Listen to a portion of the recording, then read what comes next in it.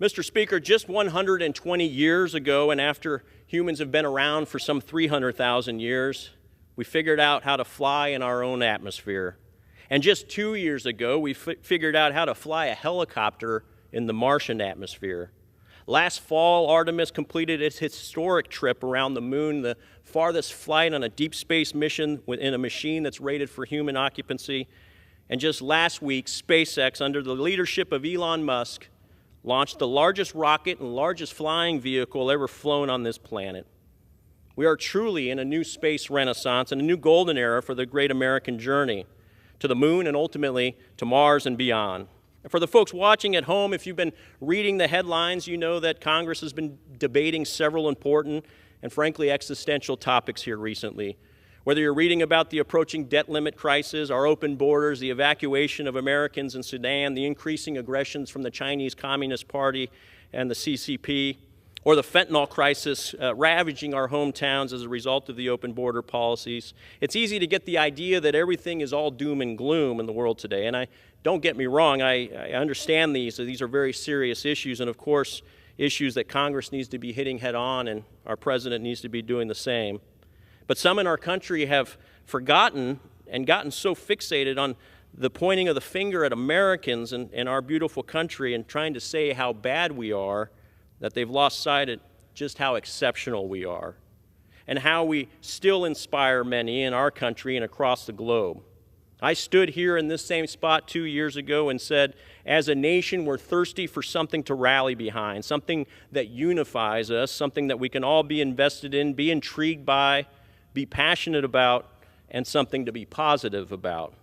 And there isn't a better movement to get behind than our nation's modern space program. And I believe in those words as strongly today as I said them then. And in addition to the compliments I mentioned earlier, in the past 2 years, NASA and American companies have launched Artemis I, supercharging the mission to establish a permanent human presence on the lunar surface. We've sent the James Webb Telescope to the far side of the moon to provide a generational leap in our understanding of the earliest days of the universe. SpaceX in the last 2 years has launched 31 payloads, and NASA has named recently the next 4 humans to go to the moon. And just recently, these 4 crew members were named as the Artemis II crew. I'd like to point out that 3 out of 4 of these are F-18 pilots. One of them is a Canadian. And Miss Christina Koch, who's an award-winning astronaut herself from North Carolina, will keep them all online, I'm sure. But I want to say congratulations to the Artemis II crew. You guys have worked hard for this. You're going to represent the American pinnacle experience in space over the next several years and represent us well as you have in the past.